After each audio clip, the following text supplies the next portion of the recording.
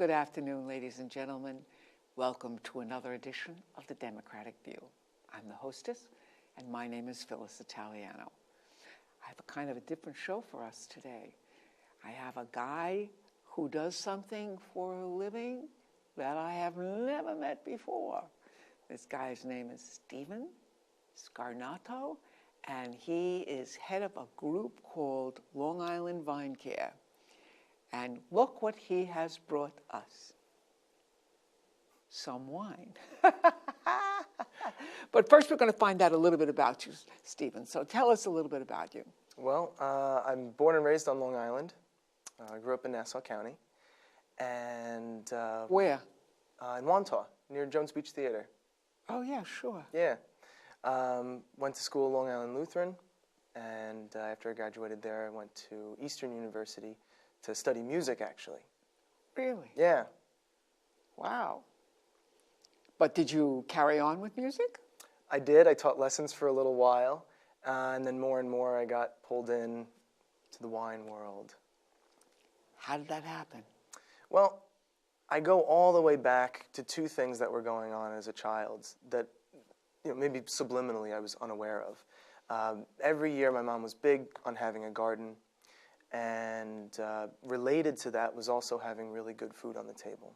Grew up where food was always celebrated, wine was always respected and celebrated, and so with those two things being put together, having your hands in the dirt and enjoying good food, wine was the natural segue. And so when I was 17, 18, I said, you know what, maybe there's something to this. I should look for, I should see if, I'll jump into the fields for a summer, between school and see how it fits. So I went to Martha Clara Vineyards. I went to a whole bunch of vineyards on the North Fork, but because I was not 21 and couldn't drink yet, they couldn't have me in the winery, and some places couldn't have me in the tasting room. So I wasn't looking to be in the vineyard, but that's where I started off. Oh. And I learned from Jim Thompson, who's still the vineyard manager at Martha Clara. Really, really knowledgeable guy. Where is that located? That's in Mattituck on the North Shore. Yeah. Yeah, great vineyard. I went to Jamesport as a kid, so I know. Oh, there you go. Yeah, yeah. It's a great place. Yeah, it is.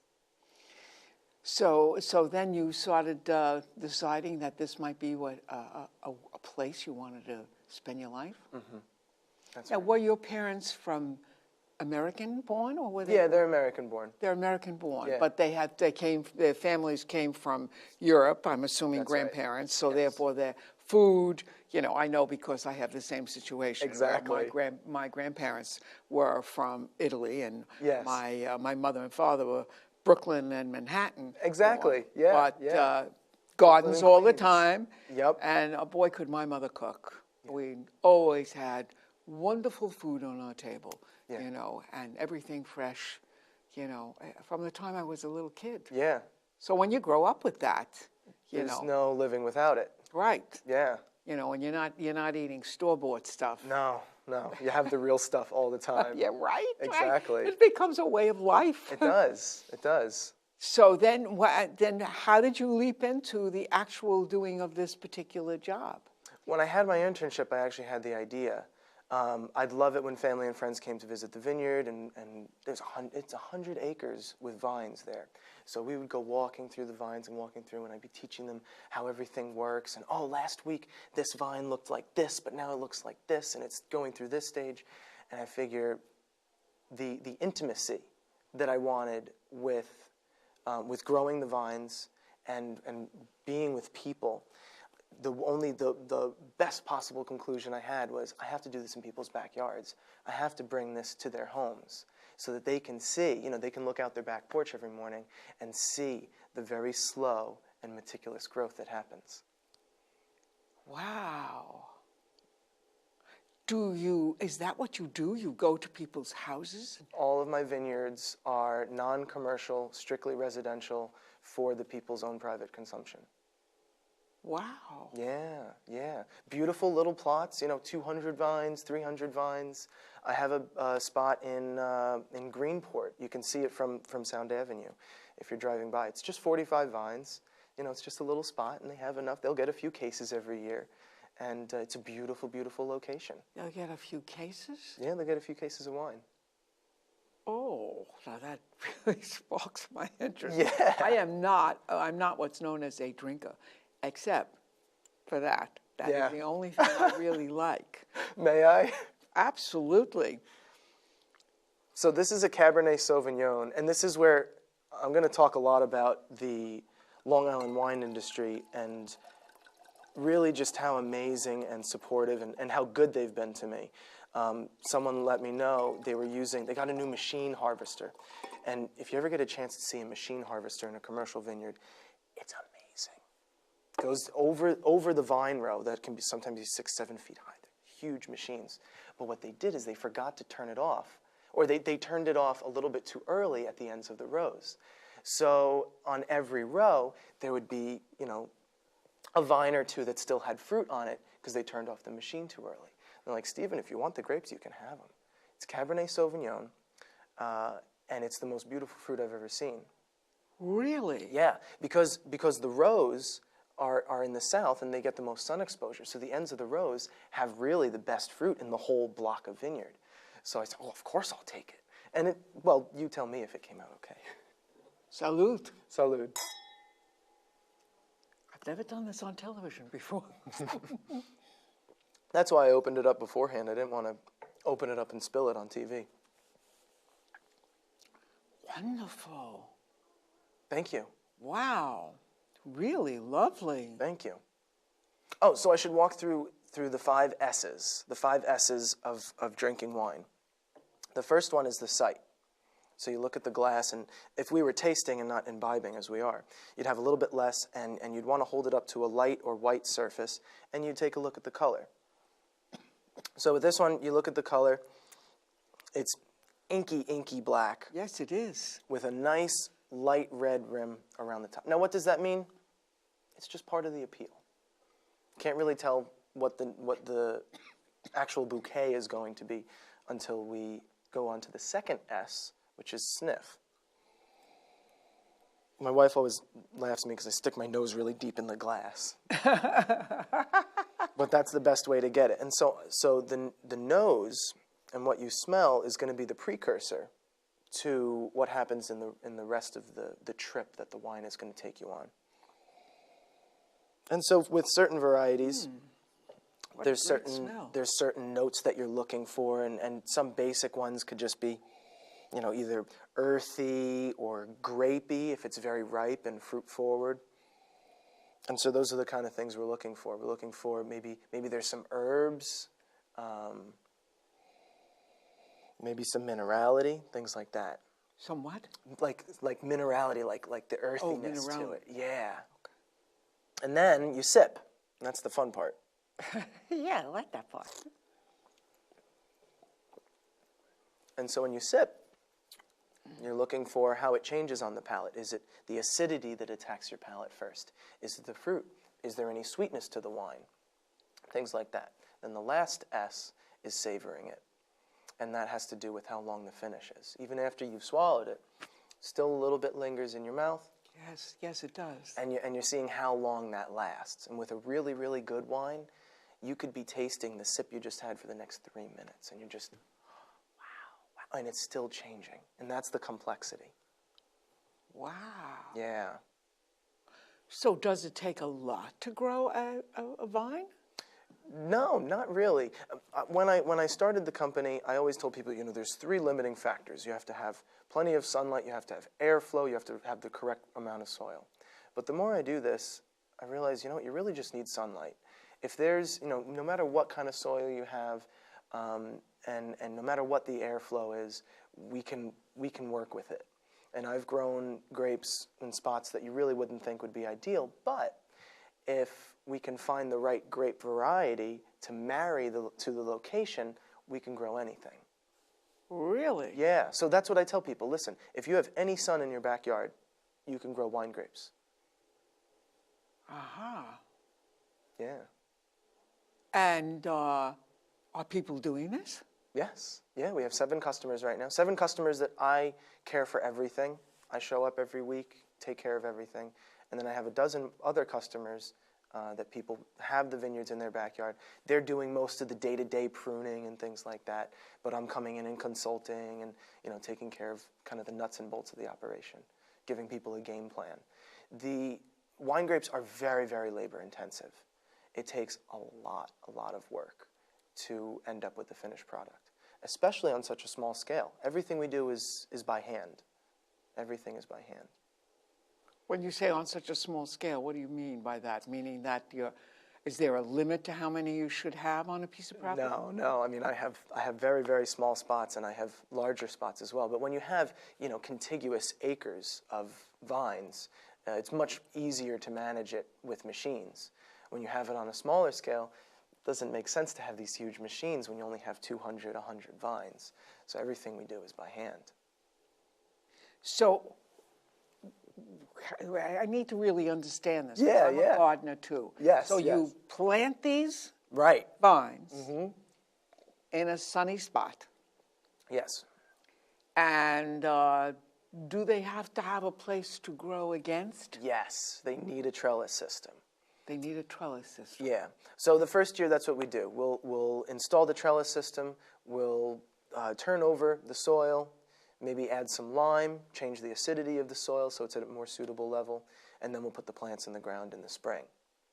The trellis system is pretty simple. It's really just posts and wires, and all of that is just to give the plants a little bit of stability as they grow. And if you have something like a fence, like where I live, we have deer. Yes. So there are fences that we have sort of like, and some of them are really open fences. Yeah. Mine is all open. Oh, okay. So I should be planting along there.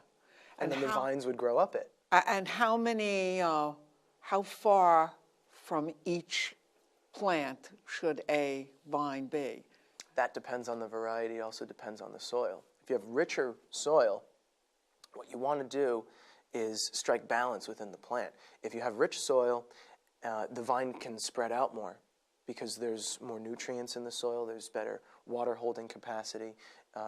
It's less likely that the plant is going to get stressed in a heavier, loamy soil.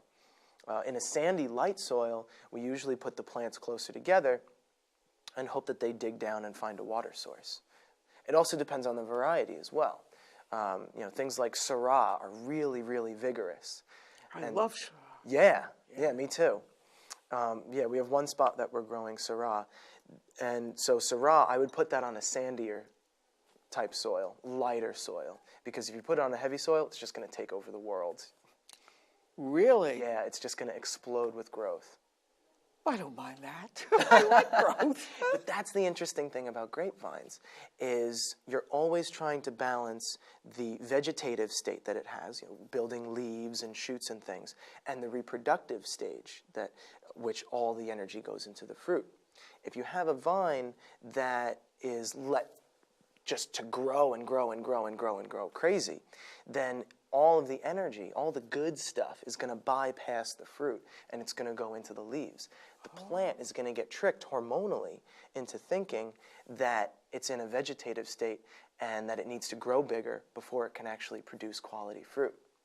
On the other hand, if you have a vine that's under a little bit of stress, a little bit of water stress, a little bit of nutrient stress, what happens is all the energy that the plant has goes into the fruit because it thinks, wait, I'm under stress. This might be the last time that I can reproduce. Let me put all of my energy into the fruit.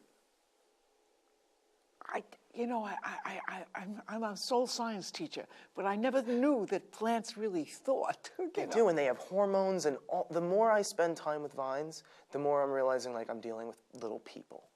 God. Yeah, when I plant vines, it's like I have more children that I have to keep an eye on. Yeah, and you get mad at them, you throw your pruning shears at them because they're doing something dumb. Yeah, it's frustrating, but very rewarding.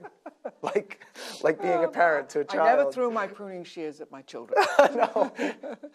But, oh my goodness, that sounds really kind of like a whole other world you have going on between you and plants. Yeah. Amazing. And then what happens when you get the fruit? And when does the fruit come in? That's a good question. So whenever I tell people, oh, I take care of vineyards, they say, oh, you stomp the grapes. How nice. You just, all year, you just stomp the grapes like I Love Lucy. It's like, well, we have stomped grapes, and it's a lot of fun, but it's really just a very short window. Everything else you do in the year leads up to just that week that you're picking the grapes. Depends on the variety. So you have your white wines that are picked first. All the white grapes, Chardonnay, Pinot Blanc, Sauvignon Blanc. For Long Island, typically picked in the middle of September is a good average. Oh. Then for your red wines, after white wines, you'd pick your reds for rosé. And then after that, then you pick your reds for your red wine, like the Cabernet Sauvignon. This Cabernet Sauvignon was picked November 11th, which is a little bit late. That is a little bit late. But normally your window... November the 11th? Yes. Yeah. Isn't that today? Oh, no. This is from 2014. Oh, okay. Yeah. Yeah. I was going to say, gee, you were busy. Yeah, and actually this is really when I should start drinking the wine. You can't, like if we had it a few months ago, it probably wouldn't be as good. The red wine takes a long time until it's actually drinkable. So let's say you pick something in 2016. Let's say we picked our grapes today, our studio grapes. We probably wouldn't be drinking it for another 2, 3, 4 years. It might not only hit its peak in 10 years from now. Really? Yeah. Well, how would I know that? You know now. Yeah, I mean, but if I was doing this, how would I know that? You'd have to be tasting it every once in a while, and you'd find when it really is drinking well. They call it drinking well. So, so let's say it's now November the 11th, as a matter of fact. Okay. So, and I had a vine, and it was a red vine, some Cabernet or Shiraz. Yeah. I would pick the grapes now. Yep. And then what do I do? Then the winemaking process starts, and that's a whole other ball game. The really cool thing about wine grapes to understand is that the most basic idea is that yeast eat the sugars that are in the grapes. And if you ever eat wine grapes, they're a lot sweeter than the table grapes we eat. The sugar is measured in something called Brix. It's really like a measure of soluble solids. And so for table grapes, it's usually around 16 or 17. But for wine grapes, it gets up to 24, which is a lot higher than table grapes. So that sugar, there's a lot of sugar in wine grapes.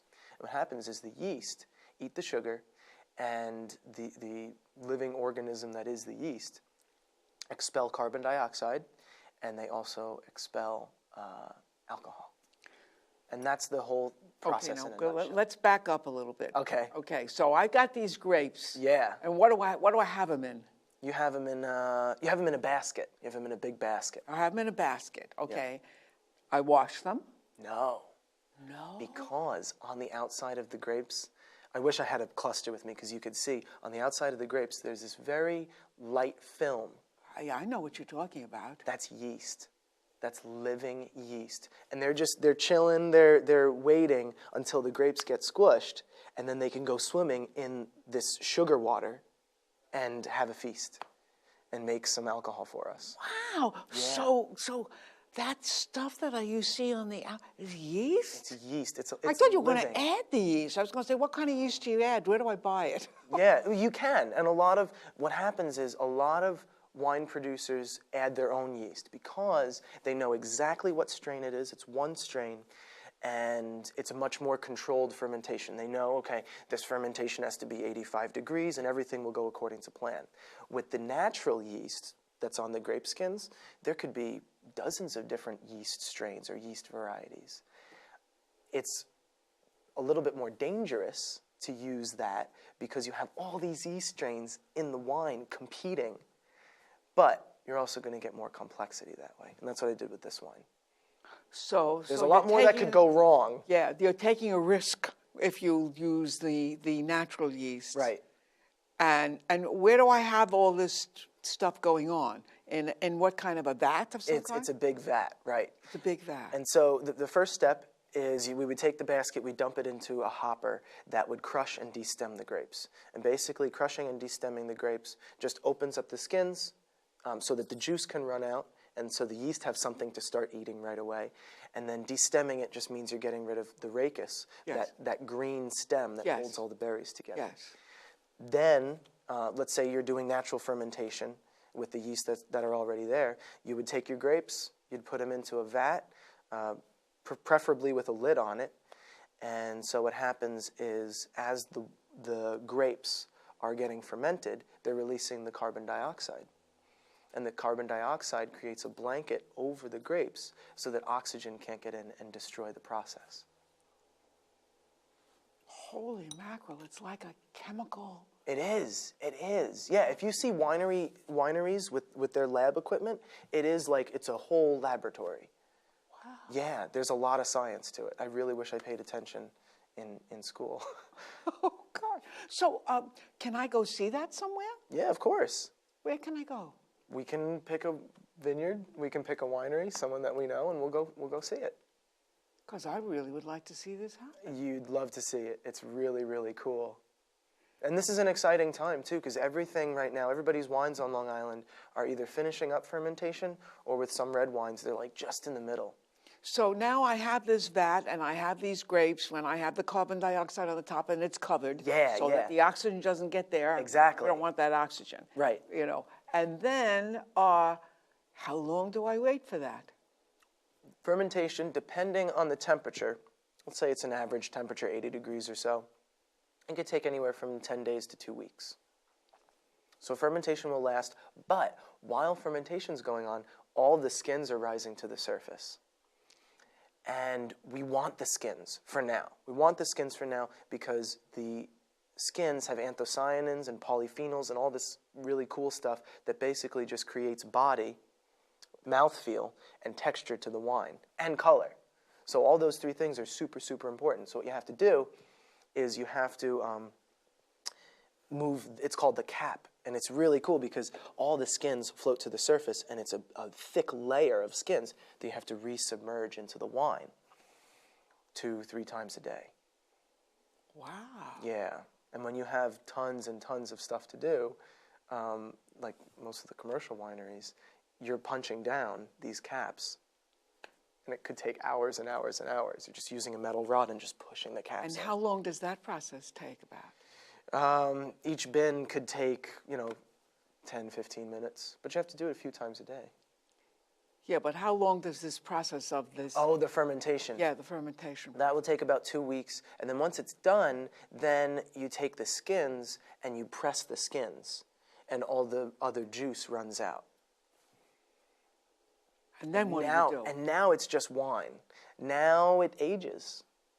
And as it ages, sediment slowly floats to the bottom of the wine, and you'll take the wine off of the sediment. And that process of doing that over time will eventually clean out the wine and have it be clear. And then do you bottle it? And then you bottle it. And then you bottle it. Yeah. So, sounds like I'd have to empty my basement out to do this. You need a little bit of space, probably. Yeah. Yeah. But if I could produce my own wine, the good thing about wine, in case people don't know, wine has in it a very good thing called resveratrol, which is very good for your people. heart, for your cardiovascular system. Terrific. Yeah. Terrific. That's why a glass of red wine is not detrimental to your health. I feel pretty healthy. Yeah, well, so do I. But this is really, and as it has, been breathing, as they say, it's even gotten more delicious. There's an Italian, legaresem, means always be happy. Oh, I like that. Yeah. So how do I get in touch with you if I want you to do this? You can go to our website, longislandvinecare.com. longislandvinecare.com. Got to say it slow so people can get it. Long Island Vine Care. And they can get in touch with you and start working on this kind of process. Now, how big a piece of property do I have to have, let's say, to put in enough to make some wine each? It can be really small. Really, this room would be plenty of space. You put in a few rows, maybe, 30 plants. And from each vine, you're guaranteed at least a bottle of wine. Sometimes, depending on the site, you can get 2 bottles of wine from each plant, on average. Yeah. Ah. So really, 100 feet by 100 feet is a great size. You So can if go I have small, a you half can go acre, I big. ought to be able to do this. You can make a good bit of wine, yeah. Yeah. Yeah. You could space out the plants really nicely, and it'd be a healthy environment. Oh, am I getting sold over here, folks? The other cool thing about it is, let's say you just have lawn. You're multiplying the surface area of vegetative space by exponential amounts. The impact on the environment it's like putting in trees. These plants are producing oxygen just like trees. It's a really, really healthy thing for the You environment. mean you can even do it on your lawn in the front? Oh yeah, definitely. Yeah, I have backyard vineyards and I have front yard vineyards. Really? Yeah, it looks great. I mean, once the plants are really growing, it looks beautiful. We do stonework under. That's the other thing is the aesthetics are super important. If this is going to be in your home, it has to look really nice, and there's a good bit of landscaping art that goes into it. Yeah, and that's what I like to do. That's the fun of it. Is you have a vineyard, don't just put straight lines. Do something fun with them. Put a pergola in the middle, someplace where people can have dinner and gather with their family and drink the wine that came from the vines around them. That's the full picture. It's being with family, having food, and celebrating in your vineyard. I can't quite close my mouth. It's been open. This sounds unbelievable. It's a lot of fun. Stephen, thank you so much. You're welcome. You certainly did lift my mood up. I'm so glad. I'm so glad. Wonderful, wonderful. I hope you got that, folks. Long Island Vinecare.com. Yep. I'm going on it tonight. Yeah, definitely. Check it out. Yeah, I will. It really interests me. Leg of the Zem. Leg of the Zem.